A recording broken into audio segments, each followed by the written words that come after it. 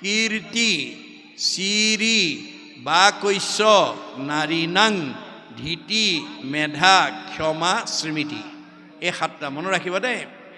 আপোনালোকে মনত ৰখাৰ উপৰি ছোৱালীবিলাকক এই কথাবিলাক বেছিকৈ ক'ব, কাৰণ আপোনালোকৰ ছোৱালীবিলাকক যদি এই নীতি শিক্ষা দিয়ে, জৱাহৰলাল নেহৰুৱে কৈছে, if you educate a boy you educate individual only, if you educate a girl you educate the entire family.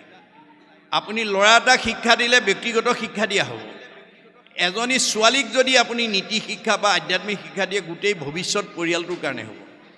যাৰ কাৰণে জনক ৰজাই সীতাক শ্ৰীৰামচন্দ্ৰলৈ বিয়া দি এই নীতি শিক্ষা দিছে, কি বুলি? আই সীতা, তুমি মোৰ যোনিজাত সন্তান নোহোৱা, তোমাক মই যজ্ঞভূমিত লাভ কৰিছোঁ। যদিও যজ্ঞভূমিত লাভ কৰিছোঁ, তুমি পিতৃ মাতৃ অতি মৰমৰ অতি স্নেহৰ এজনী ছোৱালী।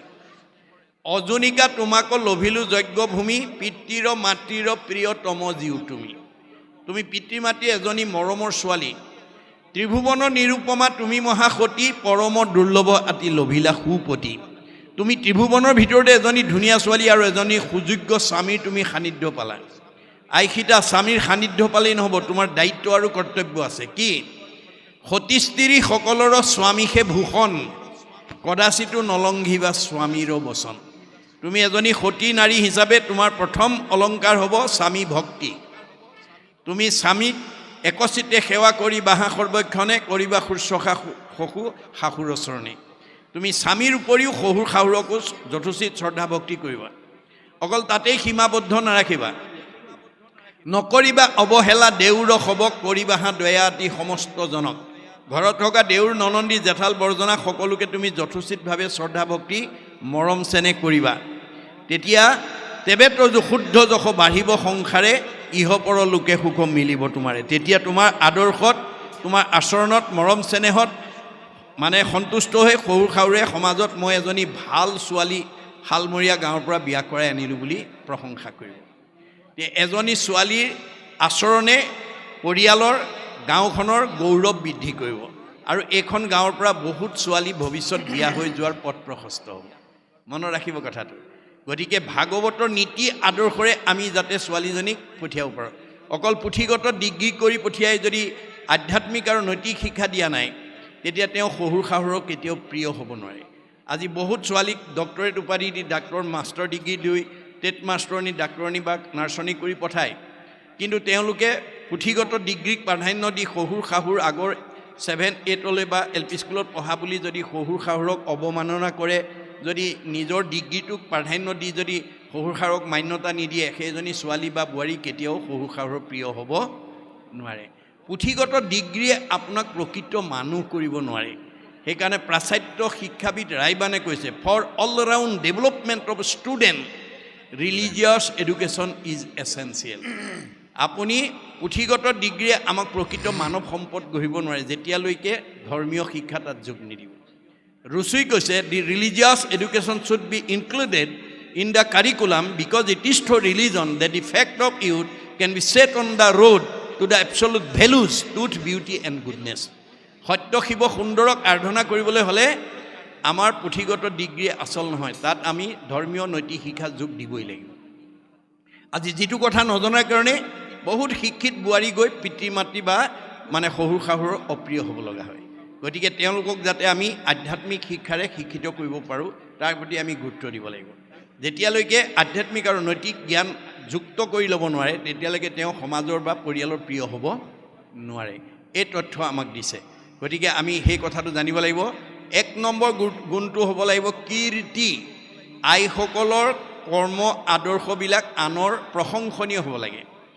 নীট এণ্ড ক্লিন, ডিচিপ্লিন, নিয়মানুবৰ্তিতা আৰু পৰিপাটিতা 1 নম্বৰ গুণ আইসকলৰ গাত থাকিব লাগিব। তেওঁ কৰ্মবিলাক, তেওঁৰ মানে ঘৰৰ পৰিপাটিতা দেখি মানুহে প্ৰশংসা কৰিব লাগিব। চিৰি, নিজেও ধুনীয়া হৈ থাকিব লাগিব, পৰিয়ালবিলাককো ধুনীয়াকৈ ৰাখিব লাগিব, পৰিৱেশটো ধুনীয়াকৈ লাগিব। বা কৈশ্য, কথা ক'ব জানিব লাগিব। যিখন ঘৰৰ আইসকলে কথা ক'ব জানে, সেইটো পৰিয়ালত কেতিয়াও কাজিয়া পেচাল নালাগে। আজি কথা ক'ব নজনাৰ কাৰণে বহুত পৰিয়ালৰ স্বামী স্ত্ৰীৰ মাজত মনোমালিন্য, শাহু বোৱাৰীৰ মাজত মনোমালিন্য, দেউৰ নবৈকৰ মাজত মনোমালিন্য, ককাই ভাইৰ মাজত মনোমালিন্য, সীমা ঘূৰীয়াৰ মাজত মনোমালিন্য ইত্যাদি ইত্যাদি। গণ্ডগোলটো ক'ত লাগিল? কথা ক'ব নাজানে। আমাৰ কথা ক'বলৈ ভাগৱতে নিয়ম শিকাই দিছে। আমাৰ কথা কেনেকৈ ক'ব লাগিব? সত্য, প্ৰিয়, হিত। আমি সদায় সঁচা কথা ক'বলৈ যত্ন কৰিব লাগিব। সঁচা কথা কোৱা মানুহে কালৈ ভয় কৰিব নালাগে, মূৰ তুলি কথা কয়। মিছা কথা কোৱা মানুহে তললৈ মূৰ কৰি থাকে, ধৰা পৰা ভয় কৰে।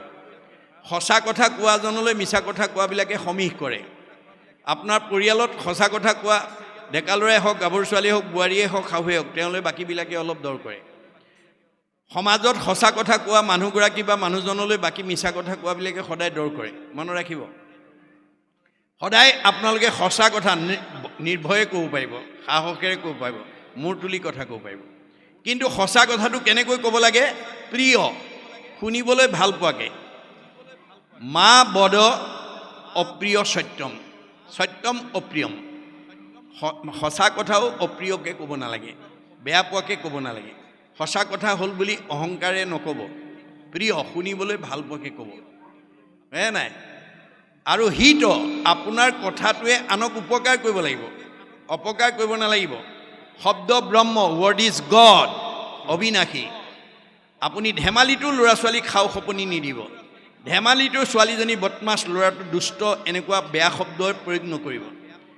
আপুনি যি শব্দ প্ৰয়োগ কৰিব তাৰ প্ৰতিক্ৰিয়াই তাৰ জীৱনত প্ৰতিক্ৰিয়া কৰিব। মনত ৰাখিব, শব্দ ব্ৰহ্ম। আপোনাৰ কথাটোৱে যাতে আনক আঘাত দিব লগা নহয়, তাৰ প্ৰতি সাৱধান হ'ব লাগে। কোনো বোৱাৰীয়ে নাভাবিব মই শাহুক অন্তৰত আঘাত পোৱাকৈ কৈ মই শান্তিত থাকিম। কাক আঘাত দিছে? চবতে মই আছোঁ বুলি কৈছে ভগৱানে। বোৱাৰীৰ দেহতো মই, শাহুৰ দেহতো মই। মোকে দুখ দিবা, মোকে আঘাত দিবা, মোকে অন্যায় কৰিবা, মই আকৌ তোমাক ভালে ৰাখিব লাগে, নহ'ব। ভাগৱত পঢ়ি এইটো স্বভাৱ এৰিবা। আপোনাৰ কথাই যাতে আনক দুখ দিব লগা নহয়। দুখ দিব পাৰিব, আপোনাৰ দুখ দিয়াজনৰ কি হ'ব? পাপায় পৰপীড়নম। আপোনাৰ কথাই, আপোনাৰ বাক্যটোৱে যদি আনক আঘাত দিয়ে, আপোনাৰ পাপ হ'ব। পাপ হোৱাৰ লগে লগে আপোনাৰ জীৱনলৈ দুখ দুৰ্গতি নামি আহিব, আয়ুস কাটি দিব ভগৱানে। আনক দুখ দিয়া মানুহ কেতিয়াও 100 বছৰ ভোগ কৰিবলৈ নাপায়। মনত ৰাখিব, সেইটো স্বভাৱ আছে যদি আজি ইয়াতে এৰিব দেই। কাকো দুখ নিদিব, কাক দুখ দিব? চবতে ভগৱান আছে। আপোনাৰ কথাই আনক উপকাৰ কৰিব লাগিব, পৰোপকাৰে পুণ্যম। আপুনি যদি কোৱা কথাটোৱে কোনোবা এজন ব্যক্তি বা কোনোবা এখন পৰিয়ালক যদি উপকাৰ কৰে, আপোনাৰ পুণ্য হ'ব। পুণ্য হোৱাৰ লগে লগে আপুনি সুখ ভোগ কৰিব, শান্তিত থাকিব, মৰিলে সদ্গতি পাব। মনত ৰাখিব কথাটো। আমাক ভাগৱতে কেৱল নিয়মৰ কথা কৈ আছে দেই, নিয়ম পদ্ধতিৰ কথা কৈ আছে। গতিকে আপোনাৰ কথাই যাতে আনক আঘাত নিদিয়ে, তাৰ প্ৰতি লক্ষ্য ৰাখিব। এতিয়া কীৰ্তি শ্ৰী বাকস্য নাৰী নাং ধীতি, ধৈৰ্য গুণ হ'ব লাগিব। যিখন ঘৰৰ আইগৰাকী ধৈৰ্য গুণ থাকিব, তেওঁৰ স্বামী বা পৰিয়াল বিপদত পৰিব নালাগে। যেনে উদাহৰণস্বৰূপে আপোনাৰ সীমাঘূৰীয়া মানুহজনৰ লগত স্বামীৰ কিবা এটা বিতৰ্ক হ'ল, সীমাঘূৰীয়া মানুহজনে অকণমান তেওঁক বেয়াকৈ ক'লে। এতিয়া ধৈৰ্যশীল মহিলাই ক'ব, হেৰি হ'ব দিয়ক, কলৰ দুটা থাকিলেও ঠেকা ঠেকি লাগে। সীমাঘূৰীয়া মানুহ হিচাপে আপোনাক কিবা এটা ক'লে আপুনি সেইটোকে ধৰি নাৰাখিব, এৰি দিয়ক। এইবুলি যদি আইগৰাকীয়ে বুজাই দিয়ে, স্বামী বাচি গ'ল। তাকে নকৰি যদি আইগৰাকীয়ে কয়, সীমাঘূৰীয়া মানুহ হিচাপে আপোনাক এনেকৈ ক'বলৈ ক'ত অধিকাৰ পালে, ধৰক মাৰক, এইবোৰ যদি লগাই দিয়ে, তেতিয়া স্বামী বিপদত পৰিব। মনত ৰাখিব কথাটো। আমাৰ আইসকলৰ ধৈৰ্য গুণটো শৈব্যাৰ নিচিনা হ'ব লাগিব। শৈব্যাই ধৈৰ্য গুণৰ পৰিচয় কেনেকৈ দিছে? যে হৰিচন্দ্ৰ ৰজাই শৈব্যাৰ লগত কোনো আলোচনা নকৰাকৈ সত্যত বন্দী হৈ ৰাজ্যধন বিশ্বামিত্ৰ ঋষিক দি দিলে। অৱশেষত দক্ষিণা দিবলৈ পইচা নাই। ঋষিৰ ওচৰত এমাহ সময় ল'লে, ঋষিবৰ মোক এমাহ সময় দিয়া, মই তোমাক দক্ষিণাটো সংগ্ৰহ কৰি দিম। বিশ্বামিত্ৰক হ'ব, এমাহ সময় দিছোঁ। এমাহ সময় লৈ তেওঁ ভাৰ্যাক লৈ বাৰাণসী এখন উপবনত গৈ পলাই আছেগৈ। বিশ্বামিত্ৰই এমাহৰ পূৰ্বে বিচাৰি বিচাৰি গৈ পালেগৈ। পাই হৰিচন্দ্ৰক উদ্দেশ্যি কৈছে, ৰাজা হৰিচন্দ্ৰ, মোৰ দক্ষিণাটো যদি হেলা কৰ তই, সবংশকে সাপি ভস্ম কৰিব মই। মোৰ দক্ষিণাত যদি তই অৱহেলা কৰ, তোৰ গোটেই বংশ মই সাপ দি ধ্বংস কৰিম। ঋষিৰ বচন শুনি হৰিচন্দ্ৰ ৰায় কঁপিবে লাগিলে, মুখে মাত বোল নাই। তেওঁ ভয়ত কঁপিবলৈ লাগিলে, মুখ মাত হেৰাই গৈছে, হতাশ হৈ গৈছে। আৰু মনৰ কথা ক'বলৈ ভাৰ্যা বাদে দ্বিতীয় ব্যক্তি নাই। ভাৰ্যা কচাহিয়া ৰাজা বুলিলা বচন, অশুনা প্ৰাণেশ্বৰী মূৰ বাক্যে দি মন। হেৰা ভাৰ্যা, তুমি মোৰ কথালৈ অকণমান মনোযোগ দিয়া। কেনমতে ঋষিৰ মই খুজিবহো ধাৰ, কেনমতে বংশক মই কৰিব উদ্ধাৰ। মই এতিয়া ঋষিৰ ধাৰটো কেনেকৈ পৰিশোধ কৰোঁ, বংশটো কেনেকৈ উদ্ধাৰ কৰোঁ। মই হতাশ হৈ গৈছোঁ, মোৰ মুখৰ মাত হেৰাই গৈছে। যিটো সময়ত স্বামী হতাশ হৈছে, মুখৰ মাত হেৰাই গৈছে, স্বামীক প্ৰেৰণা দিবৰ কাৰণে, সাহস দিবৰ কাৰণে ভাৰ্যাই উত্তৰটো কেনেকৈ দিলে? স্বামীৰ বচন শুনি শৈবা প্ৰাণেশ্বৰী, স্বামীক বুলিলা অল্প হাস্য কৰি। হাঁহি মাৰি উত্তৰ দিলে। যিটো সময়ত স্বামী হতাশ হৈছে, ভাৰ্যাৰ মুখত হাঁহি দেখাৰ লগে লগে প্ৰেৰণা পাইছে, সাহস পাইছে। আৰু কি বুলি ক'লে? মহাৰাজ, নাহি নাহি আন ধৰ্ম জানা সত্য বিনা, জানি আন নিচিন্তিও দিওক দক্ষিণা। ভয় নকৰিবা মহাৰাজ, সত্যতকৈ ধৰ্ম নাই, দক্ষিণা দি দিয়া। হৰিচন্দ্ৰই ক'লে, মই ক'ৰ পৰা দিম, মোৰ হাতত পইচাও নাই। তেতিয়া ভাৰ্যাই উত্তৰত কি বুলি ক'লে? আমাকো বিকিয়া ৰাজা ঋষিৰ খোজা ধাৰ, আতপৰে আন উপায় নেদেখো আৰু। মোক বিক্ৰী কৰি হ'লেও তুমি সত্য ৰক্ষা কৰা। এই যিটো সাহস, এই যিটো প্ৰেৰণা, আমাৰ বাৰু আপোনালোকে সিমানলৈ যাবগৈ নালাগে দেই, বিক্ৰী কৰিবগৈ নালাগে। অন্ততঃ কিবা কাৰণত যদি স্বামী কেনেকুৱা পৰিস্থিতিত হতাশ হয়, আপুনি অৰ্ধাংগিনী হিচাপে ক'ব পাৰিব লাগিব, আপুনি কিয় ইমান হতাশ হৈছে। আন্ধাৰে পোহৰে দিনটো, সুখে দুখে জীৱনটো। দুখক অতিক্ৰম কৰি সুখক প্ৰতিষ্ঠা কৰাই জীৱনৰ সাৰ্থকতা। ধৈৰ্য ধৰক, ঈশ্বৰে কৃপা কৰিব। এই কথাষাৰ ক'ব পাৰিব লাগিব। কেতিয়াবা ভাৰ্যাৰো তেনেকুৱা বিপদত পৰিব পাৰে, তেতিয়া স্বামীও ক'ব পাৰিব লাগিব, তুমি কিয় ইমান হতাশ হৈছা। আন্ধাৰে পোহৰে দিনটো, সুখে দুখে জীৱনটো। দুখক অতিক্ৰম কৰি সুখক প্ৰতিষ্ঠা কৰাই জীৱনৰ সাৰ্থকতা। ধৈৰ্য ধৰক, ঈশ্বৰে কৃপা কৰিব। এতিয়া সেই গুণ নজনা আমাৰ আই এগৰাকীক যদি আমি তেনেকুৱা বিপদত পৰি তেওঁৰ লগত আলোচনা নকৰাকৈ বিপদত পৰি কওঁগৈ, আমাক কি ক'ব বাৰু? আমাৰ গৰাকীয়ে ভাল হৈছে, মোৰ লগত আলোচনা নকৰাকৈ কৈছিল, আপোনাৰ আৰু হ'ব লাগে বুলিয়ে ক'ব। তাৰমানে আপোনাক প্ৰেৰণা দিয়ক চাৰি, জ্বলা জুইত ঘিউ দি দিলে।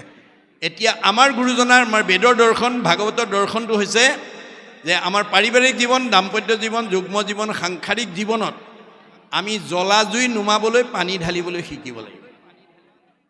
জ্বলা জুই নুমাবলৈ ঘিউ ঢালিলে নহ'ব।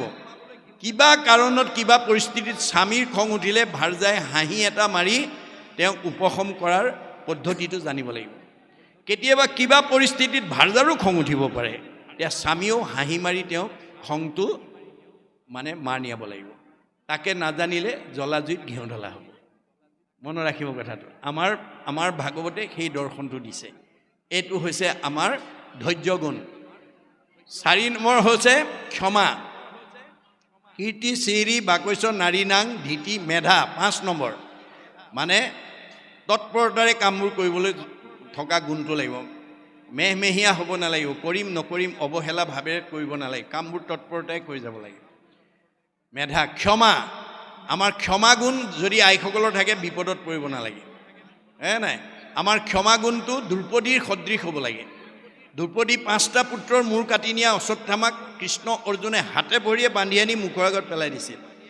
আমাৰ আই হোৱা হ'লে 5টা পুত্ৰ মূৰ কাটি নিয়া শত্ৰু মুখৰ আগত পোৱা হ'লে টুকুৰা টুকুৰ কৰিলেহেঁতেন।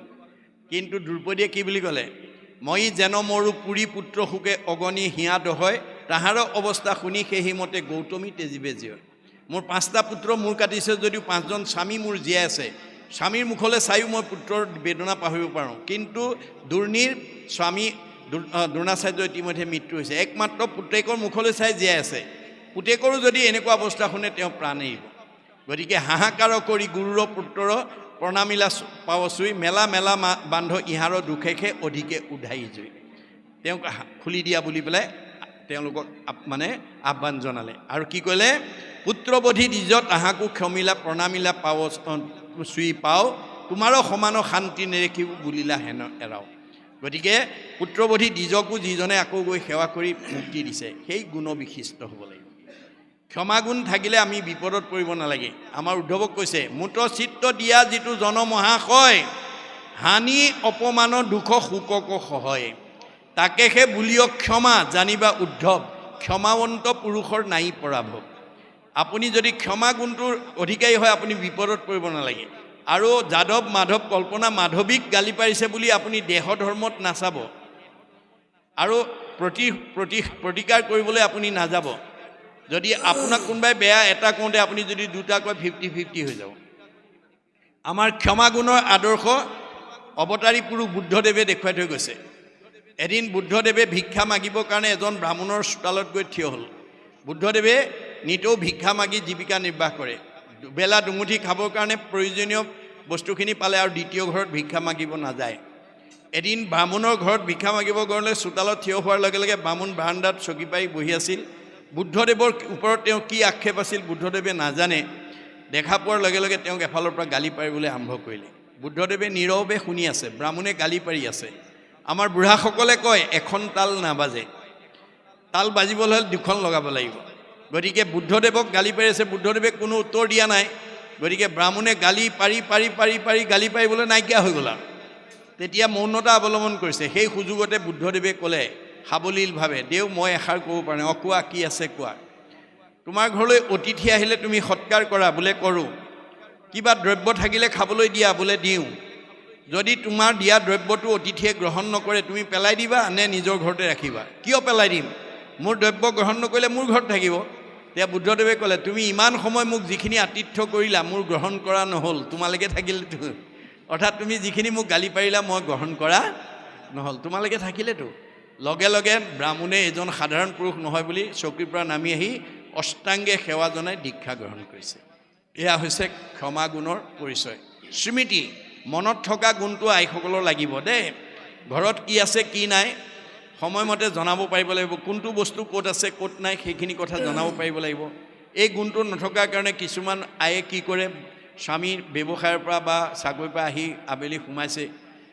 হাত লিষ্ট এখন লিখি পেলাই মোনাটোৱে সৈতে এইকেইটা বজাৰ কৰি আনিব বুলি ক'লে স্বামীয়ে নি পেলাই সেইমতে বজাৰ কৰি আহি ঘৰত গধূলা সোমাইছেহি তাৰপিছত আহি পোৱাৰ লগে লগে কৈছে নহয় আৰু দুটা বস্তু নাছিল নহয় হালধি আৰু চাহপাতো নাছিলে আনিব লাগিছিল তেতিয়া স্বামীয়ে কি ক'ব তুমি একেবাৰে নকলা কেলে মই আকৌ এতিয়া গধূলা বজাৰ কৰিব যাম নেকি বিতৰ্ক হয় দেই এতিয়া আমাৰ আইসকলৰ কোনটো বস্তু ক'ত আছে ক'ত নাই ঘৰখনত কি আছে কি নাই সেইখিনি সময়মতে জনাব পৰা গুণটো লাগিব এই 7টা গুণ যদি আইসকলৰ গাত থাকে আমাৰ ঘৰখন পৰিয়ালটো সমাজখন আমি সুন্দৰভাৱে পৰিচালনা কৰিব পাৰিম এই তথ্য আমাক দিছে গতিকে এতিয়া আমাৰ এই লীলা মাহেত্ৰ ভক্তি মাৰ্গখিনি যাতে আমাৰ পুৰুষতকৈ আইসকলক আমাৰ মাজত যাতে আমি বিলাই দিব পাৰোঁ আইসকলে যাতে এই লীলা মাহেত্ৰবিলাকৰ পৰা যাতে আমাৰ পাৰিবাৰিক জীৱন দাম্পত্য জীৱন যুগ্ম জীৱন সাংসাৰিক জীৱন সুন্দৰভাৱে পৰিচালনা কৰাৰ যিখিনি আদৰ্শ এটা জীৱই মাতৃগৰ্ভত স্থিতি হোৱা দিনৰ পৰা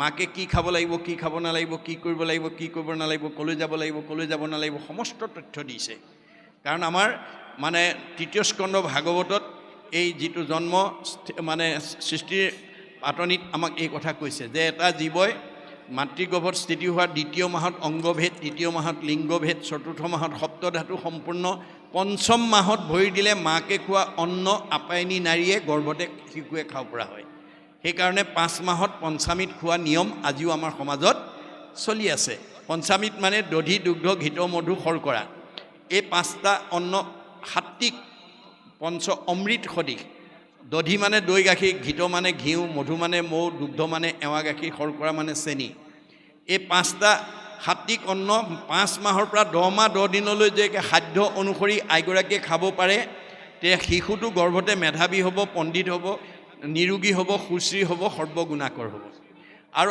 আইসকলে যদি এই কথা নাজানি লোভৰ বশৱৰ্তী হৈ অতি তিতা অতি টেঙা অতি জ্বলা অতি মছলাদায়ক দ্ৰব্য খায় তেতিয়া ভাগৱতত কৈছে জ্বলা টেঙা লোণ খাৰ আদি কৰি মাৱে খাৱে যত তাৰৰ ৰস গয়া শৰীৰে পৰয় মূৰ্ছা যায় সেই মত মাকে খোৱা অন্নৰ যিটো প্ৰতিক্ৰিয়া সেইটো গৰ্ভত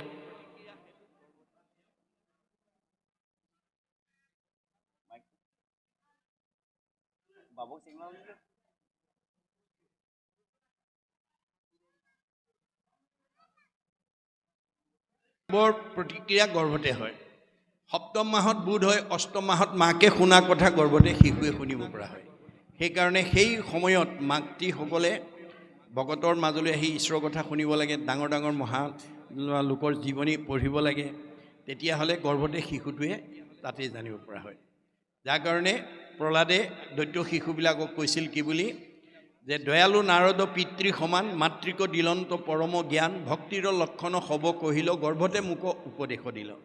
মই মাতৃ গৰ্ভত 8 মাহত থাকোঁতেই নাৰদ ঋষিয়ে মাক নি পেলাই তাত ৰাখি ভক্তিৰ কথা কোৱাৰ কাৰণে মই গৰ্ভতেই শিকিলোঁ।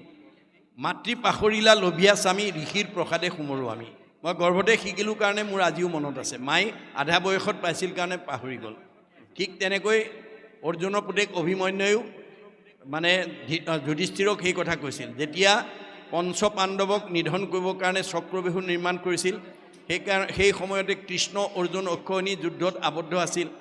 গতিকে চক্ৰবেহু ভেদ কৰিব পৰা শক্তি তৃতীয় পাণ্ডৱ অৰ্জুনৰ বাদে আনৰ নাছিল। এতিয়া যুধিষ্ঠিৰ চিন্তাত নিমগ্ন হৈ গ'ল যে এতিয়া চক্ৰবেহু কোনে ভেদ কৰিব। 16 বছৰীয়া অভিমন্যুক মাতি নি যেতিয়া ক'লে, তেতিয়া অভিমন্যুই বৰদেউতাকক ক'লে, শুনিও ক জ্যেষ্ঠ পিতা মুহুৰ বচন মাতৃক কহিলা পিতৃ বেহুৰ কাৰণ আগম কহিল মই শুনিলোঁ গৰ্ভত নিগম কহিল মাতৃ নিদ্ৰা উপগত। যে দেউতাই চক্ৰবেহুত কেনেকৈ সোমাব লাগে কেনেকৈ ওলাব লাগে মাক কৈ আছিল। যেতিয়া আগমৰ কথাখিনি কৈছিল মা সাৰ পাই আছিল, ময়ো গৰ্ভতে শুনিলোঁ। কিন্তু নিগমৰ কথাখিনি কওঁতে মা টোপনি গ'ল, ময়ো গৰ্ভতে টোপনি গ'লোঁ, মই শুনিবলৈ নাপালোঁ। তথাপিতো জ্যেষ্ঠ পিতা নকৰিবা ভয় নিজ বাহু বলে বেহু ভেদি বহু মই। ভয় নকৰিবা বৰদেউতা, মই এই বাহুবলেৰে চক্ৰবেহু ভেদ কৰি তোমালোকক ৰক্ষা কৰিম। এই বুলি তেওঁ বেহুত সোমালে, কিন্তু নিয়তিৰ কি পৰিহাস, মাতৃৰ ভুলৰ কাৰণে তেওঁ ওলাব নোৱাৰিলে। গতিকে এই কথাবিলাক আমি জানিব লাগিব। গতিকে এই গোটেই নীতি নিয়মৰ কথাবিলাক আমাৰ ভাগৱতত কৈ থৈছে। আমাৰ আইসকলে যদি এই কথাবিলাক আগতীয়াকৈ জানি লয়, তেতিয়াহ'লে আমাৰ পৰিয়ালত কোনো বিপদগ্ৰস্ত হ'ব নালাগে। এইখিনি ক'লে ইয়াৰ পৰৱৰ্তী পদে কি ক'ব আমি আকৌ পুনৰ আলোচনা কৰিম।